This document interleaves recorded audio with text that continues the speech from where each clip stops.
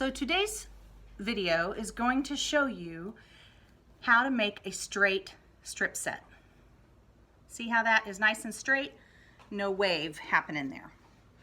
So the next quilt that we're going to do, there's going to be an entire video series on it. So this is the first video of that series, and I'll of course trim them together so they make sense to you. But this is the first one I'm going to put up for you, so you have a chance to practice this if you have any 2.5 inch strips at home. So for this quilt, each cut we make will be from a 4 strip set, like I just showed you on that one. It's a 4-inch strip set. But the important thing to remember is that you're going to alternate every time you sew a strip. So you put 2 together, then you're going to flip it around. So in this particular quilt, we have a cream or a white that is the solid color that goes all the way throughout the quilt. So every single strip set's going to have that on there. In mine, I alternated between 2 different creamy with a really light, kind of an ecru with a light white background on it, print. So that strip, every time I start to sew a new strip set, that color, that consistent color is going to be on top. So for you, you're going to do the same thing. You're going to pick some kind of a solid color or something that reads solid to go with your strip sets. So your strip sets, I'm using 2 different strip sets, and I didn't have enough of this fabric. Let me get closer, see if you can get a little better look at that. See? So I didn't have enough of this fabric to be able to use it for the entire quilt. So I used a very similar fabric from a distance. It looks very close from a distance, but it's obviously very different close up. So, but you're never going to be able to tell that in the quilt itself, which is going to be awesome. So it's going to give it some variety, but it's going to be really cool. So again, the key is to always sew your strips in the same order with that first standardized color, whether it's a solid color of some kind or it's white or cream or a print that reads solid. That's always going to go on top, and you'll see why in just a minute. So I start out, this machine does not have a 1/4 inch foot with a guide on it, and I sew too fast not to have something to guide me. So I have put this handy dandy piece on here, Nancy Seaman guide on there, which is really handy, and it's just got a sticky back on it. So we're just going to sew this together with a 1/4 inch seam or a scant 1/4 inch, however you want to do it. This is actually probably more of a scant 1/4 inch because of this machine, because I can't adjust the needle to the center. So I'm just really watching to make sure that my strips stay on top of each other well, so I don't have it going to one side or the other.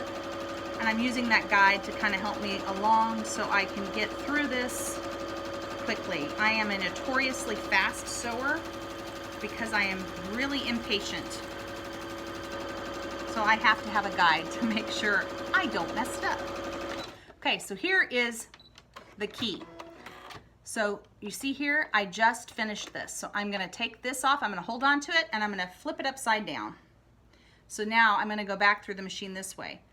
So I'm going to just do a quick finger press just to kind of open that up to make it easier when I attach the next piece of fabric. So I'm just running my fingers down it, nothing fancy, just trying to open it up a little bit, make it a little easier to put that other one on top. Okay, so now I'm taking the next color in my strip set,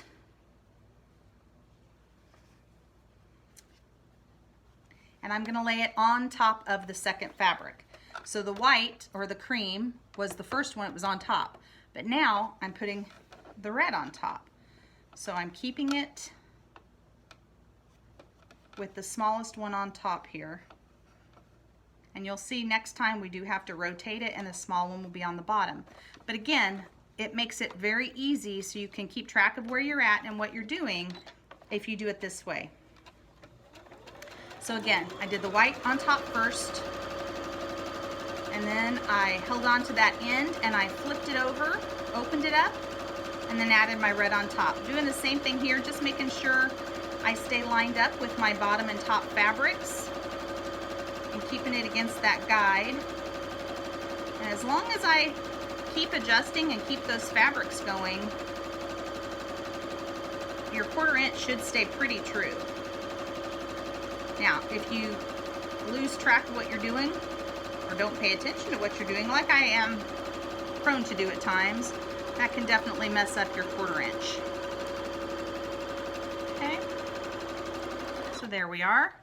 Again, I'm cutting it off, and when I lift my presser foot to pick it up, I'm picking it up just like that, and I'm pulling it down, and this is going to be what goes in the machine next. Okay, so here we go again, just doing a quick press.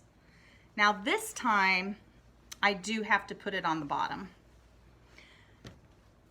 for it to go in the correct direction. Now I could put it on the top, but if I do, I'm probably going to have a little bit of a wave. It's going to curve a little bit on my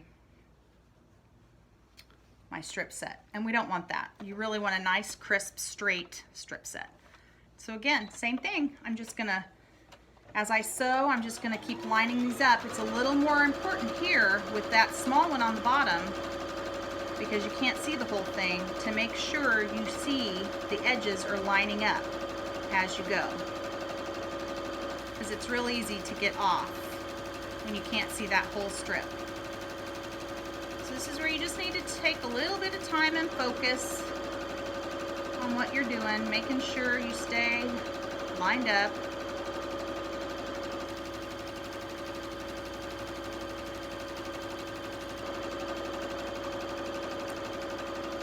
And we are almost done with our strip set. Now clearly this won't be pressed, but you'll be able to see here. And you probably won't sew as fast as I do, and that is totally fine. But see how we have this nice strip set and there's no wave going on. It's just a nice strip set. So once I press it, it'll be nice and straight. So that's all I have for you. 7 minutes, we put one strip set together, and that was with me talking. You're obviously not going to be talking as you're sewing, most likely, so you should get through yours at least as fast. So anyway, that's it. I just wanted to share that with you because that's an important step. If you can get that drilled into your mind to do it that way, your strip sets are going to come out beautifully every time. And if you're not doing something that has a solid color, it's still the same thing. When you cut your threads and you pick it up from the back, let it fall in your lap, and then it goes back in again. And then that's how you match it up and keep going. That, to me, has been the key in making sure I do it right. So always remember, as you cut that thread, either this way or cut it with your cutter on the machine, lift that presser foot with your right hand, pick up your strip with your left, let it fall down, and then you know you're ready to start again. So that's all. I just wanted to share that with you. Thanks, guys. Bye-bye.